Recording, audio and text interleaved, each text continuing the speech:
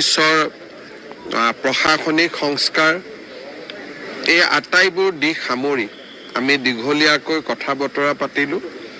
কেইবাটাও পৰামৰ্শও আহিছে। নতুনকৈ আমি যি ডাইৰেক্টৰ অফ প্ৰচিকিউশ্যন এটা নতুন বিভাগ খুলিছোঁ, যাতে ইনভেষ্টিগেশ্যন আৰু প্ৰচিকিউশ্যনটো চাব পাৰে, সেই সম্পৰ্কেও আজি আমি আৰক্ষী অধীক্ষকসকলৰ লগত আলোচনা কৰিলোঁ। আৰু মই ভাবোঁ যে এই আলোচনাখনৰ বা এই সন্মিলনখনে আমাৰ আৰক্ষীক আৰু অধিক জনমুখী হোৱাত সহায় কৰিব। ইয়াতে আমি অসম পুলিচে যোৱা কেইটামান মাহত লাভ কৰা কেইবাটাও সাফল্যৰ আমি প্ৰেজেণ্টেশ্যন কৰিছিলোঁ। ভূটানৰ পৰা আৰু অসম আৰু ভূটান সীমান্তত প্ৰায় 7টাকৈ হাতীক হত্যা কৰা হৈছিল হাতী দাঁতৰ ব্যৱসায় কৰাৰ কাৰণে। সেই গেংটো কেনেকৈ আমি ধৰিব পাৰিছিলোঁ, কেইবাটাও ড্ৰাগ ট্ৰেফিকিং কেছ কেনেকৈ আমি ফৰৱাৰ্ড বেকৱাৰ্ড লিংকেজ উলিয়াব পাৰিছিলোঁ। গোলাঘাট পুলিচ আৰু 11খন জিলাৰ পুলিচে লগ লাগি আমি ৰাইনো প্ৰচাৰৰ এটা বহুত ডাঙৰ গেঙক কেনেকৈ নিউট্ৰেলাইজ কৰিছিলোঁ। মৰিগাঁৱত চিম কাৰ্ডৰ ওপৰত হাজাৰ হাজাৰ ভুৱা চিম কাৰ্ড বনোৱা এটা গোটক আমি কেনেকৈ কৰায়ত্ব কৰিছিলোঁ।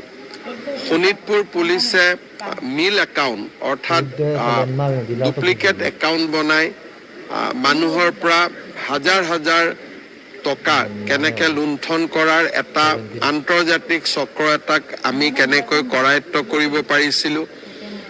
আৰু নকল নোটৰ ডাঙৰ চক্ৰ এটাকো আমাৰ পুলিচে কেনেকৈ নিউট্ৰেলাইজ কৰিব পাৰিছিলে। কেইবাটাও কেছ প্ৰেজেণ্টেশ্যনো SP সকলৰ সন্মুখত কৰা হ'ল, যাতে ইখন জিলাৰ সফলতাৰ পৰা আনখন জিলাই শিকিব পাৰে। সৰ্বমুঠ খুব সফলভাৱে SP কনফাৰেন্সখন হৈ গ'ল। আৰু মই ভাবোঁ যে ইয়াৰ ফলত আকৌ এবাৰ কৈছোঁ যে আৰক্ষীক জনমুখী, তৎপৰ আৰু সক্ৰিয় কৰাত আমি যথেষ্ট উপকৃত হ'ম।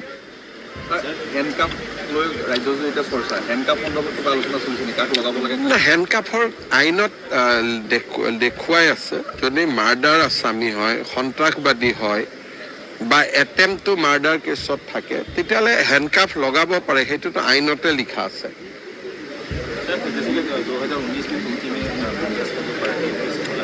मैं अभी तो आपको SP कॉन्फ्रेंस का बारे में ही बुलाया, अभी तुर्की तक मत लेके जाओ।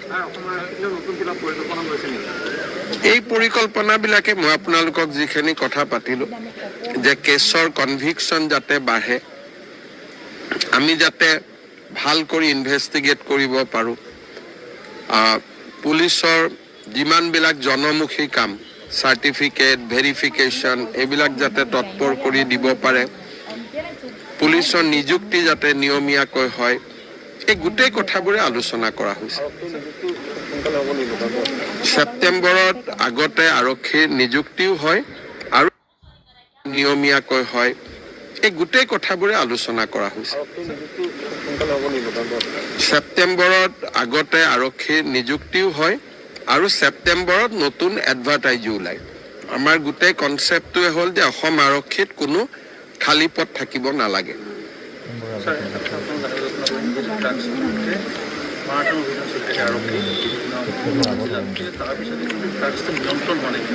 ড্ৰাগছ নিয়ন্ত্ৰণ হ'বই নোৱাৰে, কাৰণ ই এটা বহুত ডাঙৰ চক্ৰ। মণিপুৰত আপোনালোকে জানে, ম্যানমাৰত জানে, হাজাৰ হাজাৰ বিঘা মাটি পপি কাল্টিভেশ্যনত আছে। গতিকে এই যুঁজটো দীৰ্ঘদিনীয়া যুঁজ, এইটো এটা দুটা দিনত জিকিব পৰা যুঁজ নহয়। ই দীৰ্ঘদিন ধৰি তাক লাগি থাকিব লাগিব। 10 বছৰ 20 বছৰ আপুনি সংগ্ৰাম কৰি থাকিব লাগিব। ড্ৰাগছটো এনেকুৱা বস্তু, সামান্য পেকেট এটা পকেটত লৈ আহিব, কোনেতো সন্দেহো নকৰে। সেইকাৰণে এই যুঁজখন এনেকুৱা যুঁজ যে ইয়াত ৰিজাল্ট 2 বছৰ 3 বছৰৰ কাৰণে নহয়, দীৰ্ঘম্যাদী, এটাৰ পিছত এটা কেছ ধৰি তেওঁলোকক ফাইনেন্সিয়েলি উইক কৰি দিব লাগিব, হেণ্ডলাৰবিলাক ধৰিব লাগিব, তেওঁলোকৰ বেকৱাৰ্ড ফৰৱাৰ্ড লিংকেজ কৰি তেওঁলোকৰ মালিকৰ ওচৰলৈকে যাব লাগিব এটা সময়ৰ পিছত আমি যাব নোৱাৰো নেক্সট এড্ৰেছটো মাইনমাৰত আহি যায় সেইকাৰণে